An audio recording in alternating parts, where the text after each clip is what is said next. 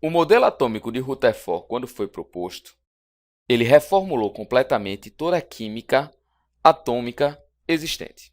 Ele contrariava tudo que havia sido dito por Thomson e por Dalton, certo? E como foi que ele propôs esse modelo? Rutherford era um grande cientista, ele já possuía os conhecimentos da radioatividade e montou um experimento onde ele bombardeava uma lâmina de ouro, tá? Essa lâmina de ouro aqui ela era bem fina, com partículas alfas. Então, está aqui uma representação simplificada do experimento de Rutherford.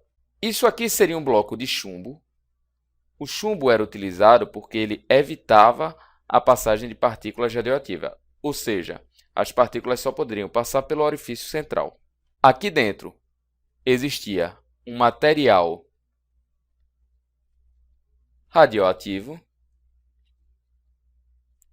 e esse material radioativo ele era emissor de partículas alfa. Beleza? Nós tínhamos no centro aqui uma lâmina de ouro fina e ao redor dessa lâmina de ouro tínhamos um anteparo com material fosforescente. Ele começou a bombardear, tá? Isso, galera, em grande parte para verificar se o que havia sido dito por Dalton e por Thomson era verdadeiro. Como assim, se o que ele propôs, o que Dalton e Thomson propôs, eram verdadeiros? Dalton e Thomson, eles tinham dito que a matéria era maciça. Como assim maciça? Ela era de característica de ser sólida. Então, se eu bombardeasse alguma coisa aqui e essa matéria fosse realmente maciça, as partículas bateriam na lâmina de ouro e voltariam. Mas, para surpresa de Rutherford, quando ele fez o bombardeamento, olha o que aconteceu. A grande maioria das partículas passaram sem sofrer nenhuma alteração. Aí começou a surgir uma dúvida. Será realmente que essas partículas, será que os átomos são maciços? Algumas partículas sofriam pequenos desvios. Como assim? Ela não ia reto, né? Ela tinha pequenos desvios em sua trajetória, mas mesmo assim passavam sem alteração. Então, ó, partículas, a grande maioria passando sem alteração. Ele disse, opa, então tem uma coisa incorreta no modelo atômico de Dalton e no modelo atômico de Thomson. A matéria, com certeza, não é maciça. Primeira conclusão que ele conseguiu chegar. Matéria não seria maciça porque a grande maioria das partículas alfas passariam sem alteração. Ele observava que de vez em quando uma partícula alfa sofria um desvio, se chocava em alguma coisa e desviava a trajetória. Então ele espera aí.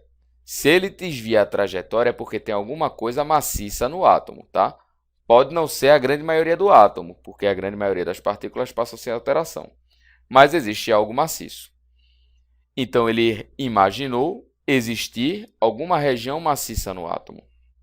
E, por fim, ele viu que algumas partículas batiam e voltavam. Foi a certeza que ele tinha, que existe no átomo uma região que seria maciça, tá? Então, vamos lá. Grande maioria das partículas passaram sem alteração. Se passaram sem alteração, o átomo não é totalmente maciço. Mas como algumas partículas se chocavam e desviavam, aí nós podemos dizer que existia, ou melhor, existe, uma região maciça. E é essa região maciça que a gente vai definir agora. Beleza? Então, ó, proposto por Rutherford, ele disse o seguinte: o átomo ele vai ser um grande espaço vazio, certo? Sendo que no centro desse átomo vai existir um núcleo. E o núcleo, ele é bem pequenininho, mas ele vai ser maciço. Quando alguma partícula alfa se chocava com o núcleo, ela desviava a trajetória, porque o núcleo era maciço. A partícula alfa, galera, a partícula alfa ela é uma partícula que tem característica de ser positiva. Então, o que aconteceu? Se a partícula é positiva, positivo com positivo, quando se chocam, ocorre uma força de repulsão. Então, quando as partículas alfas se chocavam com o centro do átomo de Rutherford, ou seja, com o núcleo, ocorreria uma força de repulsão, porque as partículas alfa eram positivas e o núcleo era positivo. E isso aqui fazia com que ocorresse um desvio de trajetória, certo? Então, nós podemos dizer o seguinte.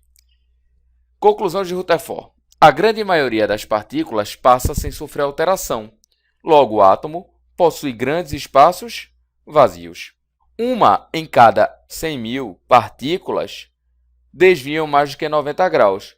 Logo, existe um pequeno volume maciço, certo? O que isso aqui quer dizer para vocês? Que o tamanho do núcleo, ele é 10 à quinta vezes menor que o átomo. Como o núcleo é 100.000 vezes menor do que o átomo, quer dizer que a cada 100.000 partículas que passam, só uma bate no núcleo e retorna. Então, ele já mudou completamente. Os modelos de Thomson e Dalton eram de átomos maciços, e agora a gente tem átomos que possuem grandes espaços vazios. Outra conclusão de Rutherford foi o pequeno volume maciço. Possui carga positiva, pois ele repelia as partículas alfas, que também eram positivas. Positivo com positivo tem uma força de repulsão, certo? Então, de certa forma, o modelo de Rutherford seria isso aqui. Um núcleo maciço e positivo e uma região vazia onde ficariam os elétrons. Sendo que Rutherford não conseguiria explicar uma coisa. Se os elétrons ficavam soltos e eles eram negativos, e no centro havia um núcleo positivo, entre eles existiria uma força de atração. Essa força de atração traria o elétron em direção ao núcleo em uma trajetória espiral. Ele iria ao encontro do núcleo. E Rutherford não sabia explicar por que isso não acontecia, certo? Então, a limitação do modelo de Rutherford era ele não entender por que o elétron não ia de encontro ao núcleo. Mas o fato de Rutherford dizer que o átomo era, na sua grande maioria, vazio, com núcleo positivo e maciço, já foi um grande avanço para a época e se tornou um dos modelos atômicos mais importantes a elucidar a estrutura atômica. Beleza?